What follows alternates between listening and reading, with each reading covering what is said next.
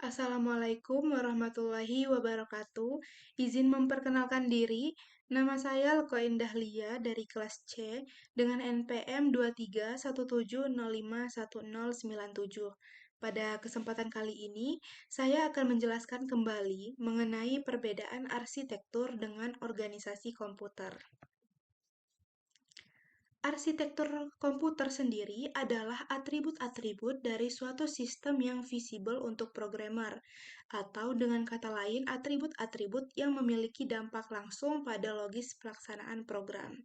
Sedangkan organisasi komputer mengacu pada unit-unit operasional dan interkoneksi mereka yang menyadari spesifikasi arsitektur.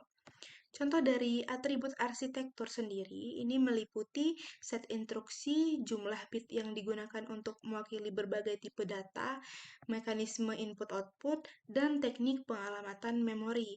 Sedangkan atribut organisasi mencakup rincian hardware transparan untuk programmer, seperti sinyal kontrol antarmuka antara komputer dan periferal, dan teknologi memori yang digunakan. Nah, kemudian ada struktur dan fungsi. Fungsi adalah cara atau operasi yang bisa dilakukan oleh komponen-komponen sistem. Contohnya, komputer memiliki fungsi pemrosesan data, pemindahan data, penyimpanan data, dan pengendalian. Sedangkan struktur itu adalah bagaimana masing-masing komponen saling berhubungan antara yang satu dengan yang lainnya.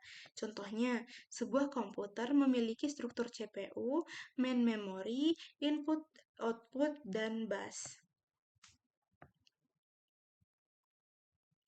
Nah, fungsi komputer ada 4. Yang pertama, sebagai data processing atau pengolahan data. Dalam hal ini, hanya beberapa metode atau tipe-tipe penting pengolahan data. Yang kedua, sebagai data storage atau penyimpanan data. File data disimpan dalam komputer untuk dapat dicari dan diperbaharui nantinya. Yang ketiga, itu ada data movement atau pemindahan data. Ketika data diterima atau dikirimkan ke peralatan yang terhubung dengan komputer, maka prosesnya disebut dengan input-output dan peralatan dikenal sebagai periferal. Kemudian yang terakhir adalah sebagai kontrol atau pengendalian. Jadi, ini dikerjakan oleh individu yang menyediakan komputer dengan instruksi-instruksi, atau dalam hal ini disebut dengan pihak ketiga. Nah, di sini adalah ilustrasi dari pemindahan data. Jadi, data yang berasal dari movement aparatus dipindahkan oleh kontrol, kemudian dikirim kembali ke bagian lain dari data movement aparatus. Contohnya, dari keyboard ke layar monitor. Kemudian, pada penyimpanan data, itu data dari movement aparatus ini dipindahkan oleh kontrol untuk di-save ke memory storage. Sebaliknya, data dari memory storage itu dipindahkan oleh kontrol untuk di-write ke data movement aparatus. Contohnya ketika kita mendownload dari internet. Kemudian yang ketiga adalah ilustrasi pengolahan data. Pertama, data diambil dari storage oleh kontrol. Kontrol memberikan ke bagian processing untuk diolah. Kemudian hasil olahan pada bagian processing kemudian disimpan kembali ke storage sebagai result. Contohnya update pada Microsoft Excel. Kemudian ada ilustrasi pemrosesan dari penyimpanan ke input output. Jadi yang pertama data diambil dari movement aparatus oleh control. Kemudian control memberikan ke bagian processing untuk diolah. Kemudian hasil olahan pada bagian processing kemudian disimpan ke storage sebagai result. Sebaliknya, data dari storage diambil oleh control untuk diolah, setelah itu hasilnya dikirim ke data movement aparatus. Contohnya ketika kita mencetak suatu file.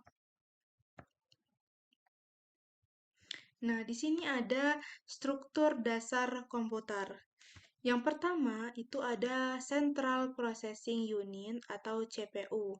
Hmm, CPU ini berfungsi sebagai pengontrol operasi komputer dan pusat pengolahan fungsi-fungsi komputer.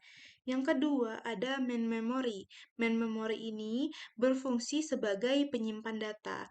Nah, yang ketiga ada input-output. Input-output berfungsi memindahkan data dan ke lingkungan luar atau perangkat lainnya. Dan yang terakhir ada sistem interconnection. Ini berfungsi sebagai sistem yang menghubungkan antara CPU, main memory, dan input-output. Kemudian ada struktur dari Central Processor Unit. Yang pertama itu ada control unit. Control unit ini berfungsi untuk mengontrol operasi CPU dan mengontrol komputer secara keseluruhan. Yang kedua adalah arithmetic and logic unit atau ALU. Fungsinya untuk membentuk fungsi-fungsi pengolahan data komputer. Yang ketiga itu ada register. Register ini berfungsi sebagai penyimpan internal bagi CPU. Dan yang terakhir itu ada CPU interconnection. Ini berfungsi menghubungkan seluruh bagian dari CPU, menghubungkan control unit, arithmetic and logic unit, serta register. Kemudian yang terakhir ada struktur dasar control unit. Yang pertama ada sequencing logic. Sequencing logic ini adalah bagian yang berfungsi untuk menangani sinyal-sinyal pengendali, seperti sinyal clock, read or write, serta interrupt request. Kemudian yang kedua ada register and decoder adalah bagian yang berfungsi untuk melakukan decoding atau penerjemahan sandi instruksi agar dapat segera dieksekusi oleh komputer. Dan yang ketiga itu ada control memory, adalah bagian yang digunakan oleh control unit untuk menyimpan parameter-parameter pengendalian. Sekian materi yang dapat saya sampaikan. Mohon maaf apabila terdapat kesalahan atau kekurangan. Saya akhiri. Terima kasih. Wassalamualaikum warahmatullahi wabarakatuh.